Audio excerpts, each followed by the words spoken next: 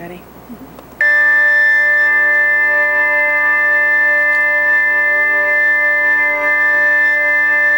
It is the question that I'm asked the most.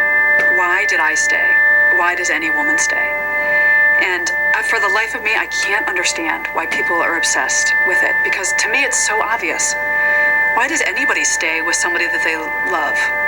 You know, we've all been in relationships that, even if they weren't abusive, we're not working any longer, and we all stay far longer than we want. And you stay for the same reasons. You stay because you love the person, or you love what you used to have, or you're trying to take care of your children. When we ask, why did you stay, we're blaming the victim for their abuse, as opposed to asking, why did you hit this person? Or why are you violent? Or why do you feel the need to be violent? Why would somebody abuse? Why would somebody beat the people who love him or her most on earth? Till we ask that question, we won't be able to obliterate domestic violence. We have got to focus on the perpetrators of violence, not the victims.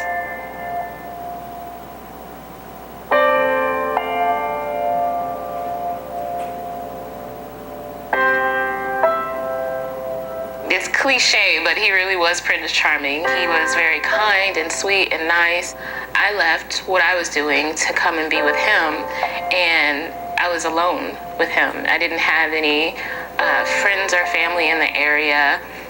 I couldn't find a job, so he paid the bills, and so we got into an argument, and that's the first time that he hit me. He actually threw me up against the wall and started to choke me.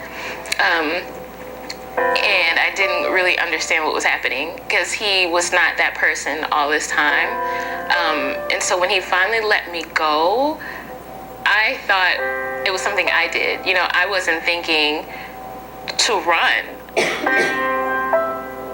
After we got married, it didn't stop. It just got worse and worse and worse. And I felt like I was trapped. At that point, we had moved from where we were across the country again, and I was further isolated. I didn't have any friends or family, and essentially he still was the breadwinner. I was dependent on him.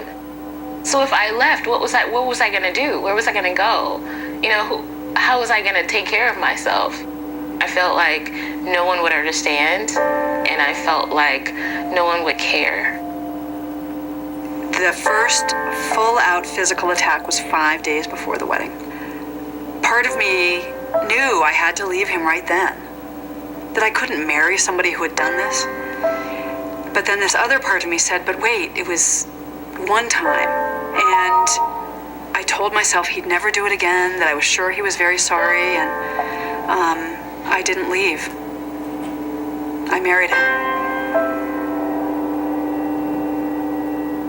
You stayed with this guy?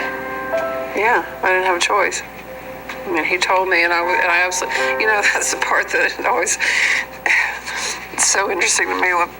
It's like, the standard question, why did you leave? Why did you leave? Why did you leave? Well, he was trained by the United States Marine Corps to hunt people down and kill them, and he told me if I left, he would hunt me down and kill me. That's why I didn't leave. I used to pull what he would call my disappearing acts, and that would be, I would, get the boys and get out, because it just was getting too intense. But I would always go back, because at least I knew where he was. At least I knew the routine. I knew what to expect. But, it's a terrible way to live, to always be looking over your shoulder. He didn't start out with being abusive. He started out with being incredibly sweet and incredibly attentive and incredibly thoughtful and incredibly kind, and saying things to me that no one had ever said, and paying attention to me in ways that no one ever had. And I was really taken by it. One of the reasons why we stay is because the behavior is such a drastic change from the person we met in the beginning, and we're constantly looking for the man in the beginning instead of concentrating on the man that is in front of us.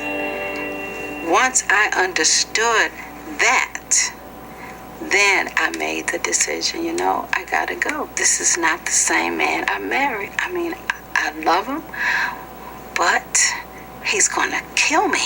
With every violent moment, I felt further connected to him in this kind of twisted way. I felt that, we had this secret that bound us together, and that this was something big and we were working on it, and so we had to stay together until we worked it out. The violence got to a point where I realized that I could die.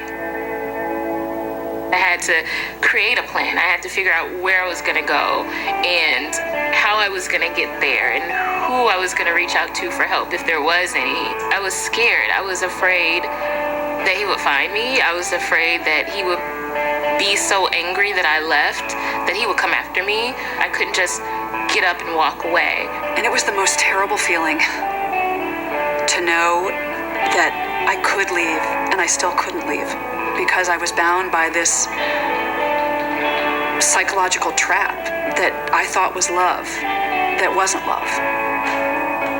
I had so much denial. If you had come to me and said, are you being physically abused? If my doctor had asked me or a best friend, I would have said, no, I'm not being physically abused.